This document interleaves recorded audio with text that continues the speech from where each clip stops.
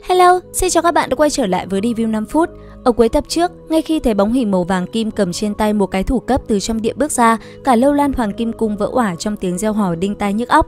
Ở phía đối diện, Linh Dục Tú sắc mặt trắng bệch, cả người run rẩy, trong đầu chỉ còn lại một ý nghĩ trống rỗng, Trăn Châu mất thật rồi. Thanh Ngưu và Hồ Linh Nhi cũng ngây dại, không tin vào mắt mình. Trên thánh điện, mấy vị vu vương từ sáng đến giờ hiếm khi lộ ra nụ cười, lúc này liền gật gù tán thưởng. Đam Ba La rất không tệ, tàn nhẫn, quyết đoán lại trầm ổn, quả là một nhân tài.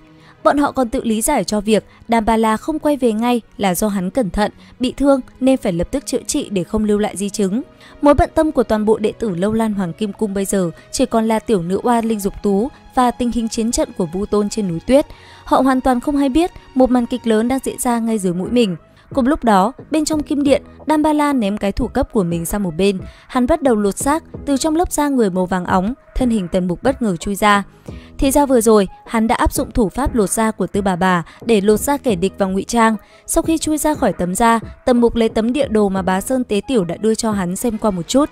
Sau khi xác định vị trí kho báu của Lâu Lan Hoàng Kim Cung chính là tòa đại điện bên cạnh, hắn cẩn thận lấy ra Long Tiên bôi lên vết thương bên vai trái. Chỉ trong nháy mắt, da thịt lập tức lành lại. Lúc bấy giờ, Tần Mục lại đội lốt Đam Ba La, cầm theo thiếu bảo kiếm tiến đến đại điện cất giữ bảo vật. Trước cửa điện, một vị hộ pháp người vàng óng, trên lưng có mai rùa đứng chắn.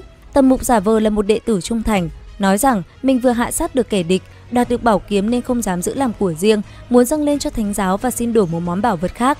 Tên thủ vệ thấy thiếu bảo kiếm là hàng cực phẩm, hai mắt sáng lên, hắn tin sái cổ và vui vẻ dẫn Tần Mục vào trong kho báu, còn cho phép hắn tham quan trước khi Vu Tôn ban thưởng. Tuy nhiên, để vào được khu vực trung tâm, tên thủ vệ phải dùng một phù bảo có 14 mặt cực kỳ phức tạp để giải trừ hàng loạt cấm chế.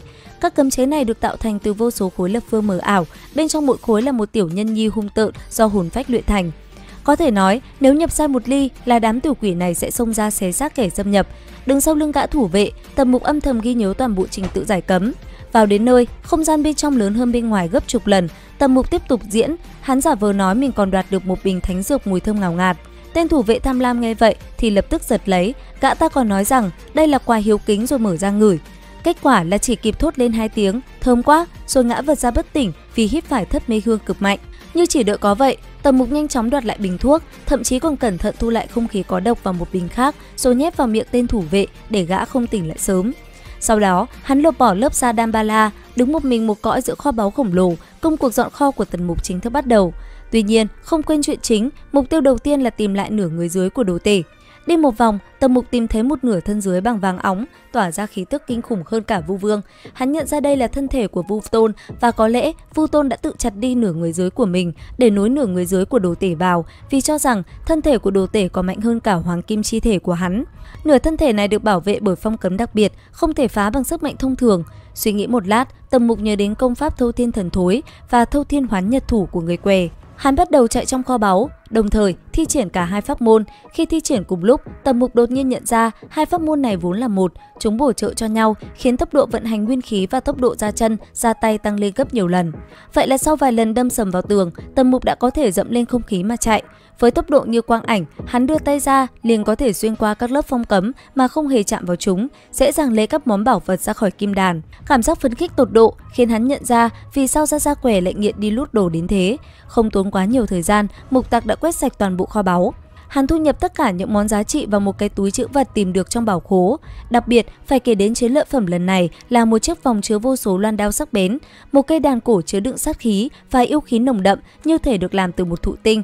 Một khúc xương tay vừa chạm vào đã có thần ngữ vang lên trong đầu, ngoài ra còn có Thiên Tràng Tháp, Xá Lợi Tử và dĩ nhiên nửa thân dưới vàng óng của Vu Tôn cũng được cất hết trong chiếc túi thần kỳ. Sau khi dọn kho, Tần Mục nhanh chóng bình tĩnh lại và lên kế hoạch thoát thân. Lần này, hắn không dùng lại da người mà tự cắt tóc, thay y phục của Đam Ba La, rồi vận công khiến da mình cũng tỏa ra ánh kim nhàn nhạt, trông như một đệ tử bình thường. Tiếp đó, hắn đến kho dược, dùng một phương thuốc để lấy ra một lượng lớn dược liệu độc. Sau đó, Mục Tặc lừa tên đại vu coi kho, nói rằng mình vừa bị thương nên cần thuốc bồi bổ. Lấy thuốc xong, hắn lại cố tình gây sự với tên đại vu, đổ thừa cho tên này là gian thương. Trong lúc xô sát, Tần Mục liền cố ý lỡ tay làm rơi vỡ một bình thấp mê hương. Vậy là chỉ tích tắc sau, tên đại vu và mấy người khác lập tức ngã lăn ra bất tỉnh. Chỉ đợi có vậy, Tần Mục ném túi tiền lại hiện trường để tạo chứng cứ giả. Sau đó, hắn lấy ra một cái lô đỉnh bịt kín, cho vào lượng dược liệu gấp 10 lần bình thường để luyện ra một mẻ thất mê hương siêu đậm đặc. Ngay khi một làn khói màu hồng cuồn cuộn tuôn ra, Tần Mục dùng pháp thuật hô phương hoán vũ, tạo ra gió lớn thổi làn khói độc lan ra khắp toàn bộ ngọn núi của Lâu Lan Hoàng Kim Cung. Mục Tặc ra tay, kết quả còn hơn cả mấy vị thái y ở Sĩ Tử Cư lần trước. Toàn bộ đệ tử trong cung hít phải khói đều ngã lăn ra đất. Mấy vị phu hương đang canh giữ thánh điện thấy cảnh tượng kinh hoàng thì hoảng sợ tột độ và lập tức bỏ chạy khỏi sơn môn. Nhân cơ hội đó, Tần Mục lao xuống núi, tìm thấy Linh Dục Tú, Thanh Ngưu và Hồ Linh Nhi đang bất tỉnh. Hắn nhét cho mỗi người một viên thuốc giải rồi vội vàng nói: Thất mê hương dọa được Vu Vương nhưng không mê hoặc nửa họ Lâu. Cao thủ thật sự sắp quay về rồi, chúng ta phải đi ngay. Đến đây thì cũng hết tập 53 Mục Thần Ký. Xin chào và hẹn gặp lại các bạn ở những video tiếp theo.